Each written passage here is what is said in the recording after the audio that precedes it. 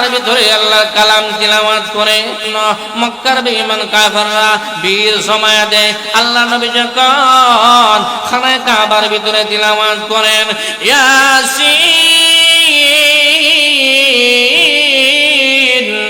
ওয়াল কুরআনিল হাকীম ইন্নাকা লামিনাল মুরসালিন।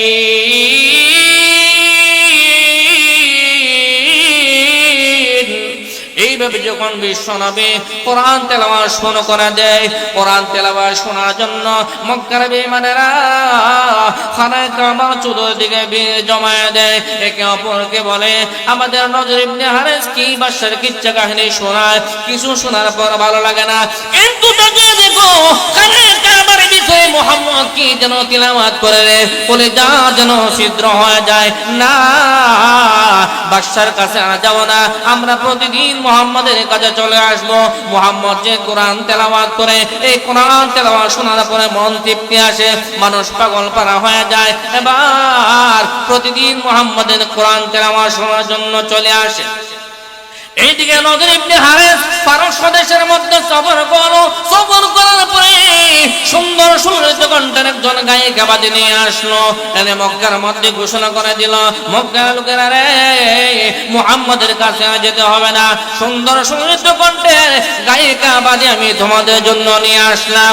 এইভাবে মক্কার মধ্যে যখন ঘোষণা করে দিল এবং একটা স্টেজ বেঁধে নিল, এই মক্কার লোকেরা অমুক দিন ওইটার সময় মক্কার মধ্যে যে স্টেজ বানলাম, ওই স্টেজের মধ্যে সুন্দরী রমণী সুললিত কণ্ঠের গায়িকা উঠানো হবে। এই কথা বলে যখন মক্কার গুলি জানিয়ে দেওয়া হলো, মক্কার লোকেরা এই গায়িকাবাদীকে দেখার জন্য পাগল পারা হয়ে গেল। সুন্দর গায়িকাবাদী আনছে, এ কেমন করে গান গায় একটু শুনতে চায়। শোনার জন্য সবাই জমায়েত হয়ে গেল। এইদিকে মক্কার বড় ব্যবসায়ী নজর ইবনে হারিস আল্লাহ থেকে মানুষকে গোমরাহ করার জন্য, বিশ্ব নবীর কাছ থেকে মানুষকে দূরে সরানোর জন্য এই গায়িকাবাদীকে মক্কার স্টেজের মধ্যে উঠাইয়া দেওয়া হলো। মক্কার স্টেজের মধ্যে উঠাইয়া দেওয়ার পরে এই গায়িকাবাদী স্টেজে উঠে যখন গান পরিবেশন করতে শুরু করলো আর ডাকতে শুরু করলো, মক্কার যুবকেরা রে তোরা কই, তাড়াতাড়ি আয়, দেখো আমাকে পারস্য দেশ থেকে আমাকে ক্রয় করে এনেছে, পারস্য দেশ থেকে ক্রয় করে এনেছে। আমি সুন্দর সুললিত কণ্ঠের গায়িকাবাদী সুন্দর করে গান পরিবেশন করি, তোমরা আমি তোমাদের মনের মধ্যে তৃপ্তি দেব এবং তোমাদের জ্বালা মিটাই দেব। নাউজুবিল্লাহ। এই কথা বলে যখন এই সুন্দর সুললিত কণ্ঠের গায়িকাবাদী যখন গান পরিবেশন করতে শুরু করলেন, মক্কার লোকেরা গান কিছুক্ষণ শোনার পরে তাদের আর ভালো লাগে না। একে অপরকে বলে এই গান প্রথমত ভালো লাগছে, এখন ভালো লাগে না, কিন্তু মুহাম্মদ খানায় কাবার ভিতরে কি যেন তেলাওয়াত করে রে, কলিজাটা যেন ছিদ্র হয়ে যায়। চলো এই গান আর শুনবো না, এই গান আর ভালো লাগে না। মক্কার এই খানায় কাবার কাছে চলে যায়। মুহাম্মাদের তিলাওয়াত শুনলে দিলের মধ্যে তৃপ্তি আসে। কোন সুবহানাল্লাহ। আউযু বিল্লাহি মিনাশ শাইতানির রাজীম। বিসমিল্লাহির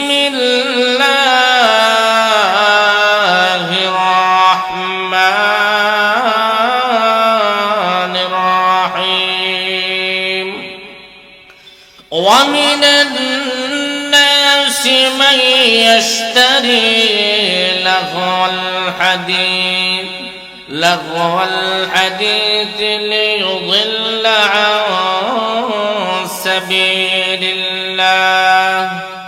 আন সাবিলিল্লাহ বিগাইরি ইলমিন ওয়া ইয়াত্তাখিযহা হুজুয়া। উলাইকা লাহুম আযাবুম মুহিন। বারাকাল্লাহু লানা ওয়া লাকুম ফিল কুরআনিল আযীম ওয়া নাফা'না ওয়া ইয়্যাকুম বিল আয়াতি ওয়ায-যিকরি والذكر الحكيم. قال النبي صلى الله عليه وسلم: من صلى علي واحدة صلى الله عليه عشرا. صلى الله على سيدنا ومولانا محمد وعلى آله وأصحابه وسلم. صلى الله على سيدنا ومولانا محمد وعلى آله وأصحابه وسلم. بلغ العلا بكماله كشف الدجى بجماله حسنت جميع خصاله. صلوا عليه وآله. يا صاحب الجمال ويا سيد البشر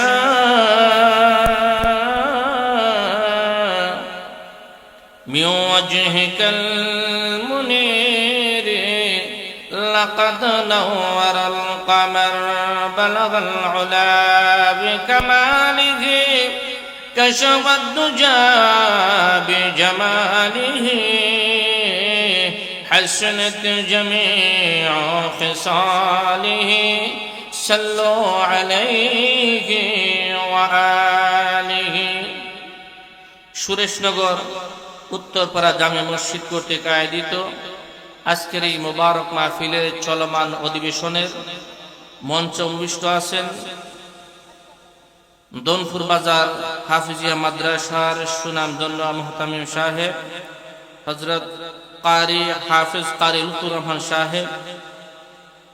সভাপতির আসন অলঙ্কৃত করবেন আমার শ্রদ্ধাভাজন ব্যক্তিত্ব হযরত মাওলানা ফজলুর রহমান সাহেব মিরওয়াকলা। উস্তাজুল মুকাররম উস্তাজুল উলামা হযরত মাওলানা আব্দুর রউফ সাহেব মুহাদ্দিস চিনাকান্দি মাদ্রাসা এলাকার সর্বজন শ্রদ্ধেয় মুরব্বী হাফিজ মোহাম্মদ বুলবুল মিয়া সাহেব। তথাপি মাইকের আওয়াজ যতটুকু দূর গিয়ে পৌঁছতেছে পর্দার আড়ালের শ্রদ্ধা পর্দানিসীন মা ও বোনেরা, সর্বপ্রথম সেই মহান মনিবের দরবারে কালিমাতু শুকর আদায় করি যে মহান রব্বুল আলামিন আজকের এই মুবারক মাহফিলে আসার বসার মুআজ্জাজ মুকাররম উলামায়ে কেরামের জবান থেকে কোরআন এবং হাদিসের আলোচনা শোনার সুযোগ করে দিয়েছেন। সেই মহান মনিবের দরবারে কালিমাতু শুকর আদায় করে বলি আলহামদুলিল্লাহ। আজকের এই মাহফিল হওয়াতে আপনারা খুশি না বেজার? খুশি। কেন? যে খুশি এই জন্যই যে এই মাহফিলটা প্রতিদিন হয় না, বছরে একবার হয়। কথা কোন ঠিক কিনা? আর খুশি এই জন্য যে এই মাহফিলে আসার পর আমাদের ঈমান তরতাজা হয়। কথা কোন ঠিক কিনা? আর এই মাহফিলে আসার পর যখন ঈমান তরতাজা হয়, ঈমান মজবুত হয়, তখন মানুষের মন আল্লাহর দিকে ফিরে যায়। কথা কোন ঠিক কিনা? আল্লাহ পাক এক আয়াতের ভিতরে বলতেছে, وَإِذَا تُلِيَتْ عَلَيْهِمْ آيَاتُهُ زَادَتْهُمْ إِيمَانًا وَعَلَى رَبِّهِمْ يَتَوَكَّلُونَ।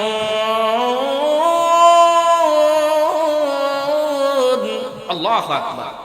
আল্লাহ পাক বলেন, আমার এই কোরআনের আয়াত সমূহ যখন আমার বান্দাদের সামনে তেলাওয়াত করা হয়, অর্থাৎ কোরআন এবং হাদিসের আলোচনা যখন করা হয়, তখন আল্লাহ পাক বলেন আমার বান্দাদের ঈমান তরতাজা হয়। সুবহানাল্লাহ। ওয়া আলা রাব্বিহিম ইয়াতাওয়াক্কালুন, তখন তারা আমি আল্লাহর দিকে ফিরে আসে। সুবহানাল্লাহি ওয়া বিহামদিহি। আর যে সমস্ত বান্দা বান্দীরা আল্লাহ পাকের নিয়ামত পাওয়ার পরে নিয়ামতের শুকর আদায় করে, আল্লাহ পাক তাদেরকে নিয়ামত বাড়ায় দেয়। কথা কোন ঠিক?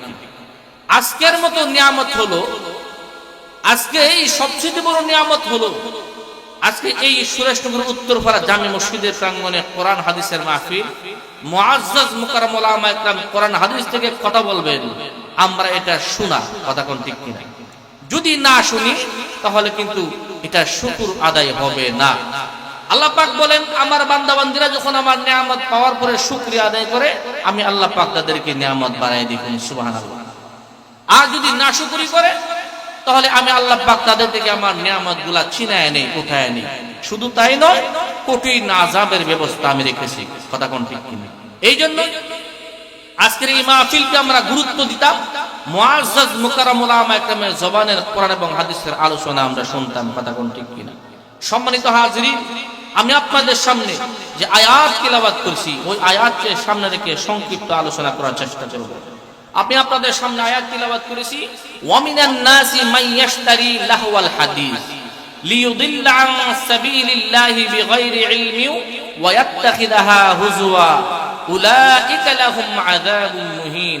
আল্লাহ পাক রব্বুল আলামিন এই আয়াতের ভিতরে এক শ্রেণীর মানুষের কথা বলতেছেন, যে মানুষের মধ্য থেকে এক শ্রেণীর লোক আছে যারা মানুষের কাছে অযথা অভ্যন্তরীণ গল্পগুলো করে। কি? অযথা অভ্যন্তরীণ গল্পগুলো করে। এই অযথা অভ্যন্তরীণ গল্পগুলোকে কোরআনের ভাষায় লাহওয়াল হাদিস বলা হয়েছে। যে এদের কোনো ইলম কালাম নাই, অন্ধভাবে মানুষের কাছে এরা গল্পগুলো করে মানুষকে আল্লাহর রাস্তা থেকে গুমরাহ করার উদ্দেশ্যে। কি জন্য? মানুষকে আল্লাহর রাস্তা থেকে গুমরাহ করার উদ্দেশ্য। আল্লাহ পাক বলেন, উলাইকা লাহুম আযাবুন মুহিন, এদের জন্য আমি আল্লাহ পাক রব্বুল আলামিন অবমাননাদায়ক শাস্তি রেখেছি। এদেরকে কাল কিয়ামতের ময়দানে কঠিন শাস্তি প্রদান করব। শাস্তিটা হবে অবমাননাদায়ক শাস্তি। কি শাস্তি? অবমাননাদায়ক শাস্তি তাদেরকে প্রদান করব। কি জন্য?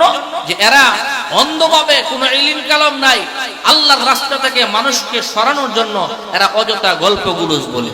যেমন কিছুদিন, এই কয়েকদিন হলো একটা ঘটনা মানিকগঞ্জে, যে এই বাউল নামের যে একটা জগৎ আছে, এরা কিন্তু কোনো ইলম কালাম নাই, অযথা কোরআনের অপব্যাখ্যা করে।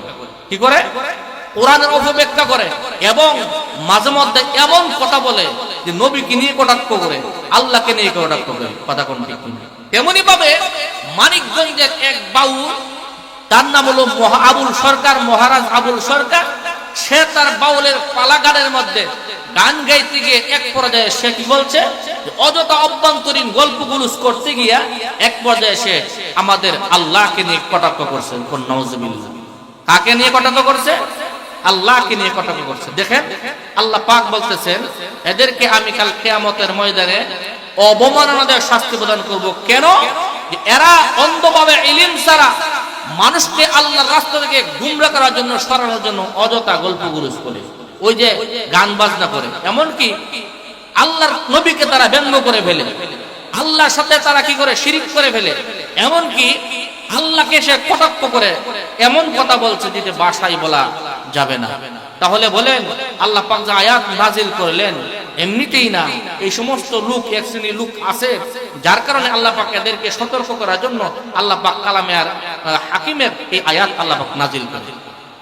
মূলত আল্লাহ পাক রব্বুল আলামিন এই আয়াত নাজিল করেছেন মক্কার বড় ব্যবসায়ী নজর ইবনে হারিসের সামনে।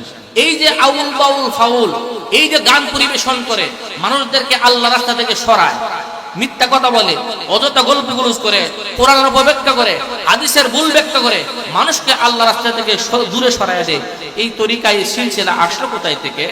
ওই মক্কার বড় ব্যবসায়ী নজর ইবনে হারিসের কাছ থেকে। আল্লাহ পাক বলেন, যারা নাকি অযথা অভ্যন্তরীণ গল্পগুলো করবে আমার রাস্তা থেকে মানুষকে দূরে সরানোর জন্য, এরা সব এই নজর ইবনে হারিসের উত্তরসূরি এবং এই নজর ইবনে হারিসের সাথে কাল কিয়ামতের দিন এদেরকে জাহান্নামের মধ্যে পাঠানো হবে। তো এই আয়াতখানি এই মক্কার বড় ব্যবসায়ী নজর ইবনে হারিসের সামনে নাজিল হয়েছে। কেন নাজিল হইল? মক্কার বড় ব্যবসায়ী নজর ইবনে হারিস কি করত? দেখেন তার সারাদিনের মধ্যে কি বলা হয়েছে। মক্কার বড় ব্যবসায়ী নজর ইবনে হারিস পারস্য দেশের মধ্যে সফর করে যায় এবং বাদশা ইস্পেন্দিয়ার কিছু কিচ্ছা কাহিনী গল্পগুলোদের বই ক্রয় করে আনে, মক্কার গলে গলে জানায় দেয়, হে মক্কার লোকেরা, মুহাম্মাদের কাছে আর যেতে হবে না, আমি তোমাদের জন্য পারস্য দেশ থেকে সফর করে বাদশা ইস্ফিন্দিয়ার গল্পগুলোর বই আনছি, কিচ্ছা কাহিনীর বই এনেছি, আমি তোমাদেরকে পরিবেশন করে শোনাইব। এইগুলো শোনার পরে তোমাদের মনের মধ্যে তৃপ্তি আসবে, মুহাম্মাদের কাছে আর যেতে মন চাইবে না। এই কথা বলে মক্কার মধ্যে ঘোষণা করে দিল। এখন মক্কার লোকেরা এই নজর ইবনে হারিসের কাছে চলে আসে, আর মক্কার বড় মানুষই নজর ইবনে হারিস এই বাদশা ইস্ফিন্দিয়ার কিচ্ছা কাহিনীর বইগুলো মক্কার লোকের সামনের মধ্যে তারা পড়ে, পুঁটি মাঠের মধ্যে পড়ে। এইভাবে যখন পড়ে মক্কার লোকেরা শোনার জন্য ভিড় জমায়ে দেয়, কিন্তু কিছুক্ষণ শোনার পরে আর ভালো লাগে না। কোরআন শুনতে যেইভাবে ভালো লাগে এইভাবে কিচ্ছা কাহিনী শুনতে ভালো লাগে না। কোরআন শুনলে যেইভাবে তাদের দিলের মধ্যে তৃপ্তি আসে, বাদশা ইস্ফিন্দিয়ার কিচ্ছা কাহিনী শোনার পরে এইভাবে দিলের মধ্যে তৃপ্তি আসে না। আবার মুহাম্মাদের তেলাওয়াত শোনার জন্য চলে যায়।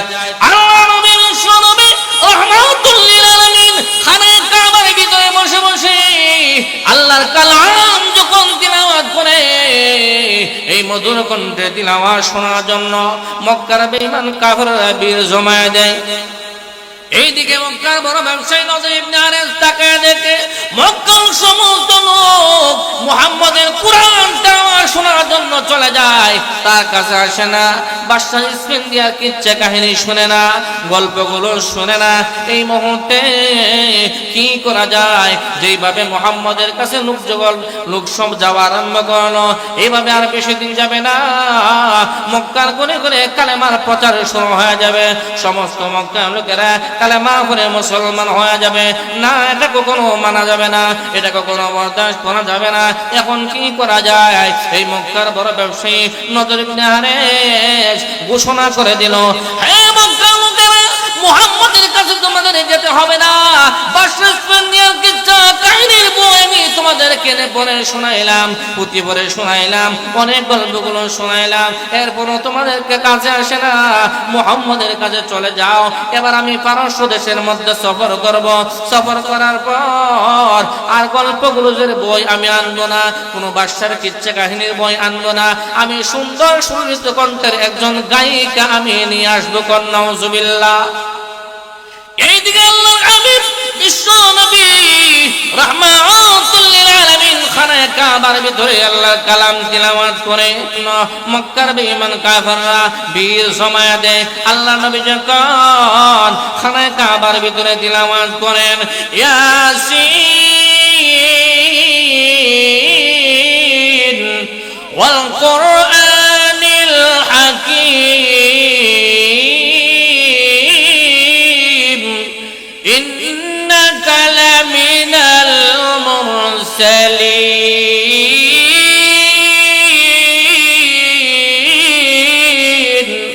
এইভাবে যখন বিশ্বনবী কোরআন তেলাওয়াত শুরু করে দেয়, কোরআন তেলাওয়াত শোনার জন্য মক্কার বেঈমানেরা খানায় কাবার চতুর্দিকে ভিড় জমায়ে দেয়। একে অপরকে বলে, আমাদের নজর ইবনে হারিস কি বাদশার কিচ্ছা কাহিনী শোনায়, কিছু শোনার পর ভালো লাগে না, কিন্তু তাকিয়ে দেখো খানায় কাবার ভিতরে মুহাম্মদ কি যেন তিলাওয়াত করে রে, বলে যা যেন ছিদ্র হয়ে যায়।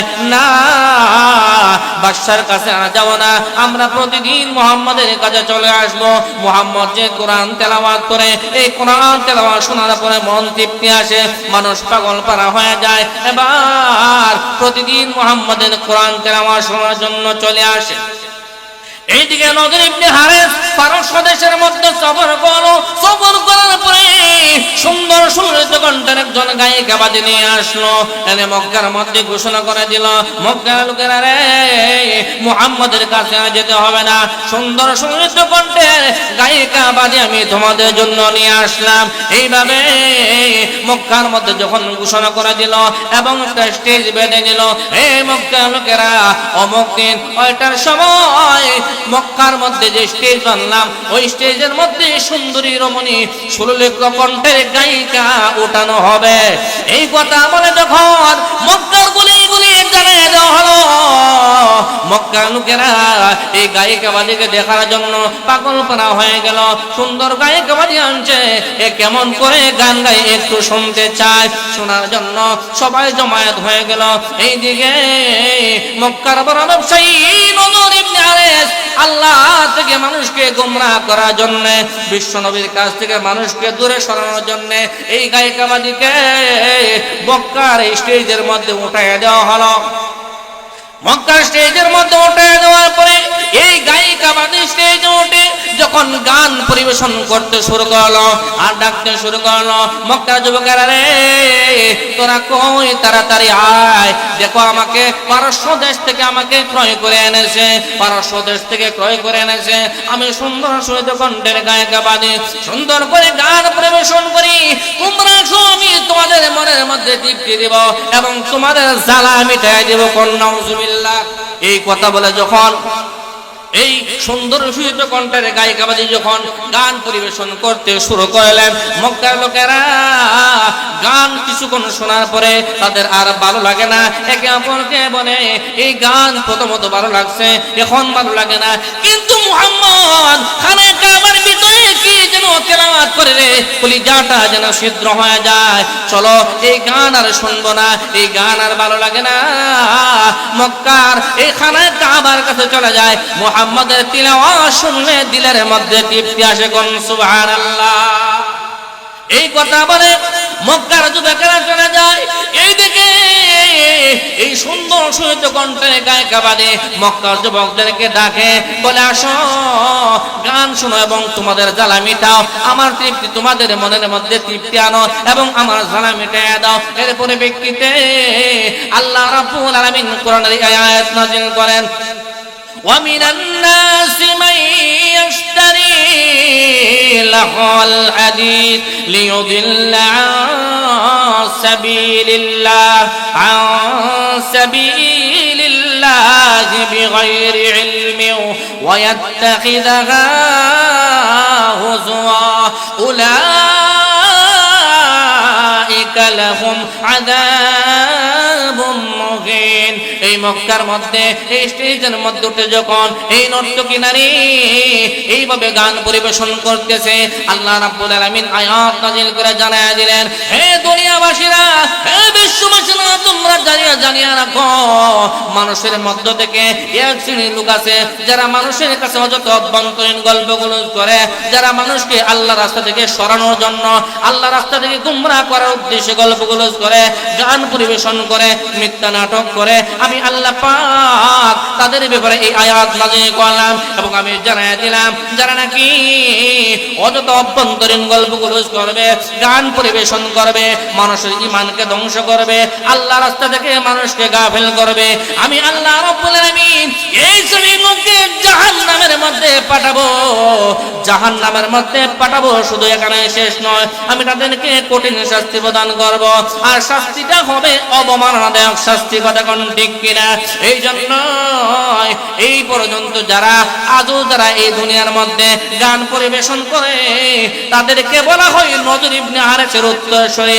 এ দুনিয়াবাসী জানিয়ে রাখো, নজর ইবনে হারিসের সাথে আল্লাহ পাক আয়াত নাযিল করে দেখায় দিলেন, দেখো মক্কার বড় ব্যবসায়ী নজর ইবনে হারিস গান পরিবেশন করত, গান গাওয়াইতো, নর্তকী নারী এনে নাচাইতো, আল্লাহ রাস্তা থেকে মানুষকে কিভাবে সরানো যায় এই প্রচেষ্টা করত। এই জন্যই আমি আল্লাহ তার বিরুদ্ধে কোরআনের আয়াত নাযিল করে দিলাম, কিয়ামত পর্যন্ত যারা নাকি গান পরিবেশন করবে, গানের পক্ষে সাপোর্ট করবে, গানের পক্ষে সাফাই করবে, আল্লাহ রাব্বুল আলামিন ওই সাফাইকারীদেরকে নজর ইবনে হারিসের সাথে জাহান্নামের মধ্যে প্রবেশ করাবে। কথা কোন ঠিক কিনা? এই জন্য দেখেন কয়েকদিন হলো ওই মানিকগঞ্জের মধ্যে আবুল সরকার নামের একজন বাউল, সে গান গাইতে গাইতে এক পর্যায়ে সে বলতেছে আল্লাহর নাকি মুখ ঠিক নাই, মানে মুখ ঠিক নাই। নাউজুবিল্লাহ। দেখেন আল্লাহ রাব্বুল আলামিনের শানে কত বড় বেয়াদবি করছে। আল্লাহু আকবার, আল্লাহু আকবার। দেখেন উচিত ছিল এই নাফরমানকে সঙ্গে সঙ্গে কতল করে ফেলা। কথা কোন ঠিক কিনা? শুনেন, আমাকে গালি দিয়ে আমি সহ্য করব, আমার বাবাকে গালি দিয়ে আমার সহ্য করব, কিন্তু যদি আমার নবীকে গালি দেয়, আমার আল্লাহকে নিয়ে কটাক্ষ করে, তাহলে আমি কিন্তু সহ্য করব না, কথা কোন ঠিক কিনা? আর যদি আল্লাহ নবীকে গালি দেয়, আল্লাহকে গালি দেয়, কোন মুসলমান বসে থাকে, তাহলে বোঝা যাবে এর ঈমান নাই, কথা কোন ঠিক কিনা? যদি যাররা পরিমাণ ঈমান থাকে, এই ঈমানদারের সামনে আল্লাহ নবীকে ব্যঙ্গ করবে, আল্লাহকে নিয়ে কটাক্ষ করবে, কোন মুসলমান ঘরে বসে থাকবে না, কথা কোন ঠিক কিনা? সুতরাং আমরা জানিয়ে দিতে চাই, এ বাউল আবুল সরকার, তুমি আল্লাহকে নিয়ে কটাক্ষ করেছো। তুমি যদি আমাকে গালি দিতা আমরা সহ্য করতাম, যদি আমার বাবাকে গালি দিতা আমরা সহ্য করতাম, কিন্তু তুমি আমার আল্লাহকে নিয়ে কটাক্ষ করছো, এইটা আমরা কোনোদিন বরদাস্ত করবো না, কথা কোন ঠিক কিনা? সে আল্লাহকে গালি দেয় নাই, গোটা বিশ্বের মুসলমানদের কলিজায় আগুন ধরিয়ে দিয়েছে, কথা কোন ঠিক কিনা? এই বাউল সরকারকে গ্রেফতার করা হয়েছে। আমরা আজকে এই ওয়াজ মাহফিল থেকে জানাতে চাই, তার সর্বোচ্চ শাস্তি মৃত্যুদণ্ড দিতে হবে, কথা কোন ঠিক কিনা? যেন এমন শাস্তি দেয়, এই বাউল সরকারের শাস্তি দেখে আরো যারা আউল বাউল আছে এরা যেন শিক্ষা গ্রহণ করে, ওদের ভবিষ্যতে যেন আল্লাহ নবীকে নিয়ে আল্লাহকে নিয়ে যেন কটাক্ষ না করে, কথা কোন ঠিক কিনা? সম্মানিত হাজির, এইদিকে এই বাউল সরকারকে প্রশাসন গ্রেফতার করছে, অপর দিকে এই বাউল সরকারের যে ছেলেপেলা আছে হেরাও মাডলাম আন্দোলন করতেছে যেন তারা মুক্তি দিয়ে দেয়। আবার ওদিক থেকে তৌহিদ জনতা মাডলামছে যে না, যে নাকি আল্লাহর নামের মধ্যে কটাক্ষ করবে, আল্লাহর সাথে কটাক্ষ করবে, বেয়াদবি করবে, এই বেয়াদবের কোনো ছাড় নাই, কথা কোন ঠিক কিনা? আমরা পরিষ্কার জানিয়ে দিতে চাই, এর সর্বোচ্চ শাস্তি মৃত্যুদণ্ড দিতে হবে এবং আইন জারি করতে হবে যে তোমরা যে দল দল হও না কেন, আল্লাহ নবীকে নিয়ে আল্লাহকে নিয়ে কোনোদিন কোনো কটাক্ষ করতে পারবে না, কথা কোন ঠিক কিনা? যদি এই বাউল সরকারের সর্বোচ্চ শাস্তি যদি মৃত্যুদণ্ড না হয়, আর এই বন্ড বাউলদের বিরুদ্ধে দাঁড়ানোর জন্য যদি হযরত উলামা একরাম ডাক দেয়, তাহলে আল্লাহর নবীর ইজ্জতের হেফাজতের জন্য, আল্লাহর দুশমনদেরকে সাহায্য করার জন্য হযরত উলামা একরামের ডাকে সাড়া মায়ের কাছ থেকে বিদায় নিয়ে কাপড়ের কাপড় মাথায় বেঁধে রাত পথে নামতে তারা বছর আছেন, হাত তুলে দেখান।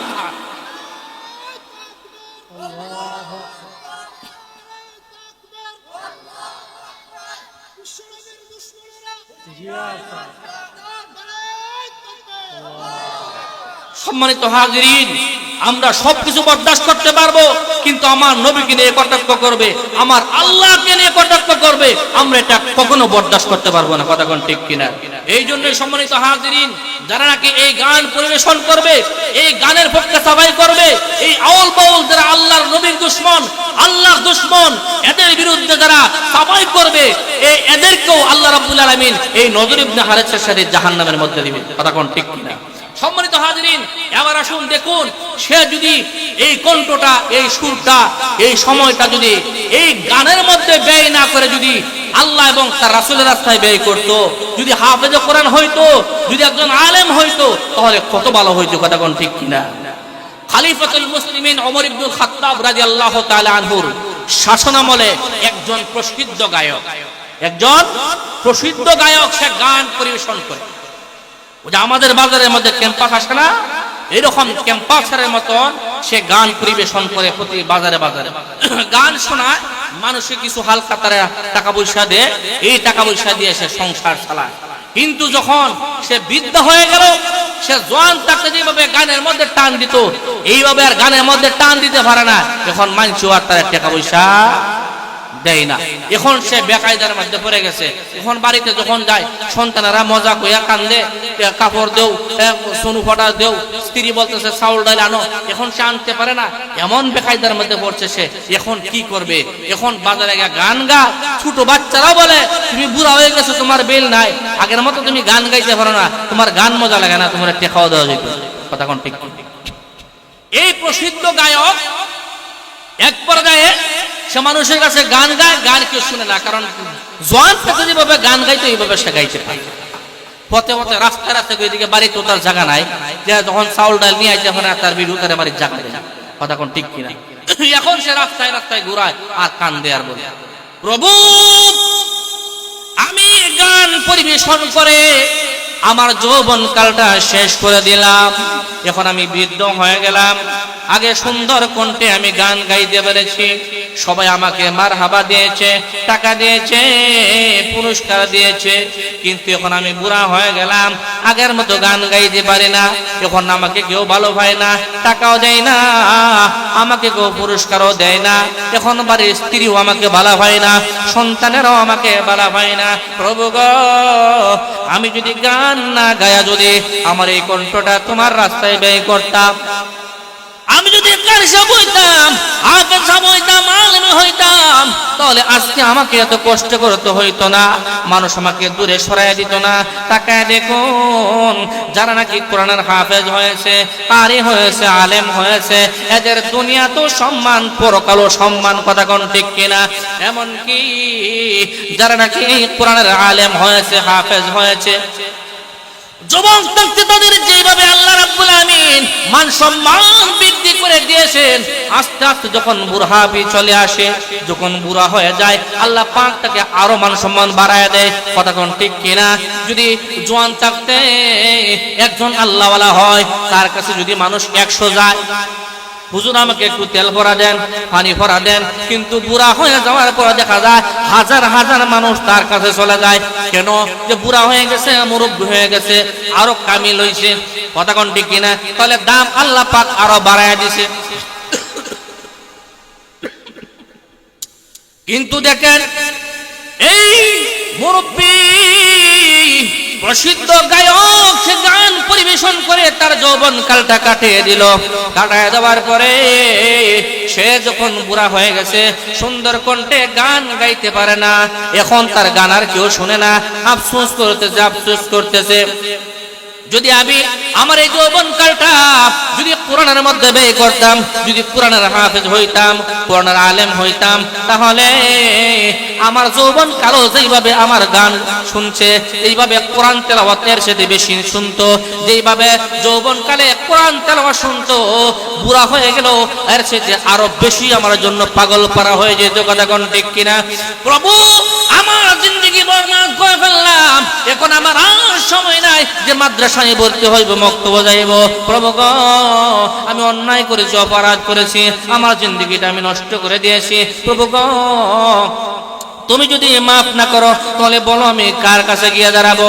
এখন এই লোক কাঁদে আর আল্লাহর কাছে তওবা করে। আল্লাহ রাব্বুল আলামিন বলেন, যদি কেউ খাঁটিভাবে তওবা করে, আমি আল্লাহ রাব্বুল আলামিনের নাম গফুরুর রহিম, রহমানুর রহিম, আমি আল্লাহ তাকে মাফ করে দেই।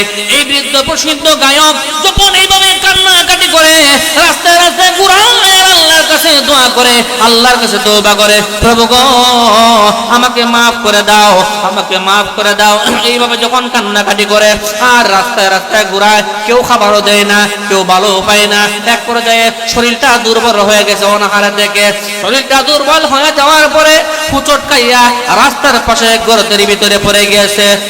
কেমন অবস্থা হয়েছে, গর্ত থেকে উঠে দাঁড়াইতে পারে না, শরীরটা দুর্বল হয়ে গেছে।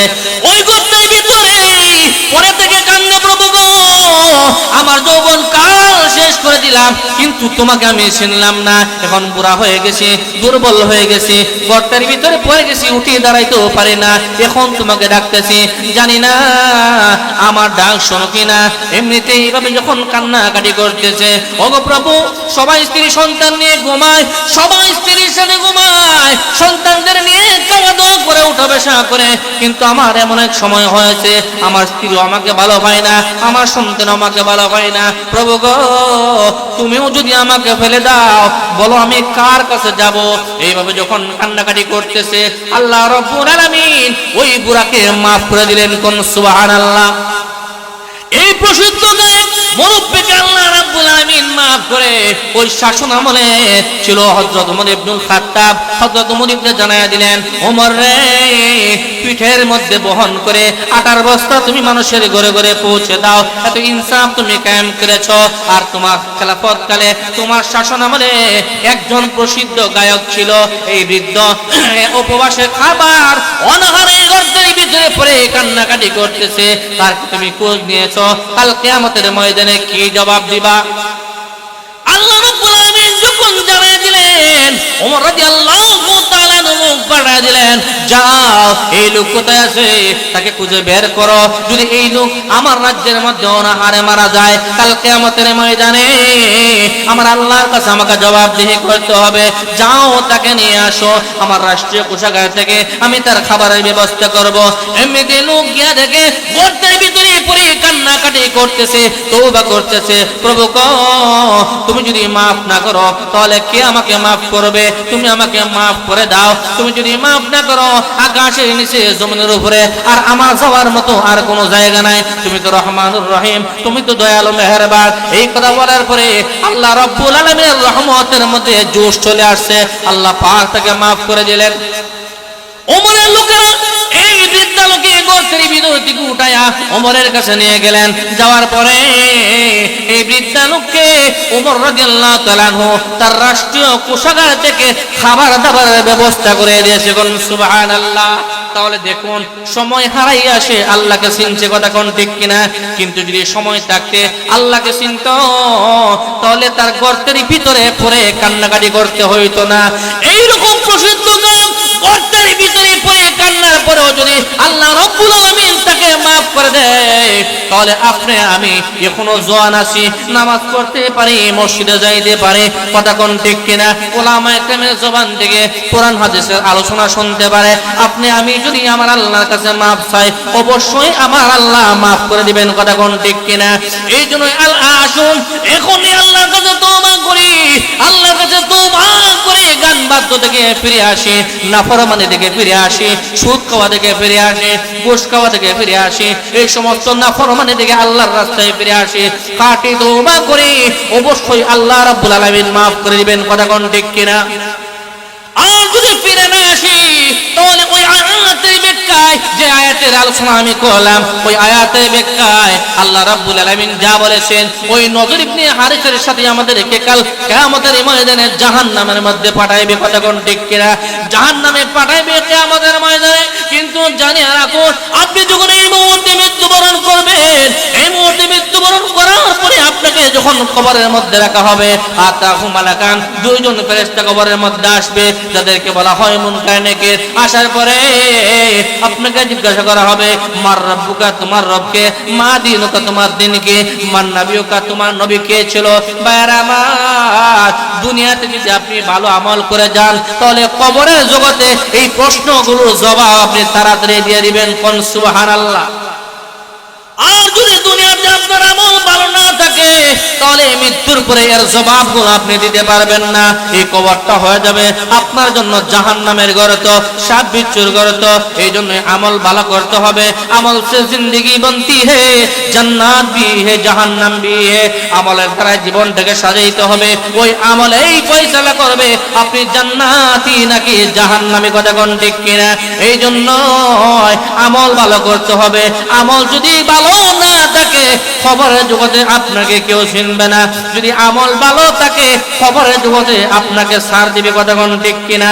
আমল ভালো করতে হবে, আমল করতে হবে, নামাজ পড়তে হবে, রোজা রাখতে হবে, সুদ ঘুষ ছাড়তে হবে, নাফরমানি ছাড়তে হবে, গুনাহ ছাড়তে হবে, কথা কোন ঠিক কিনা?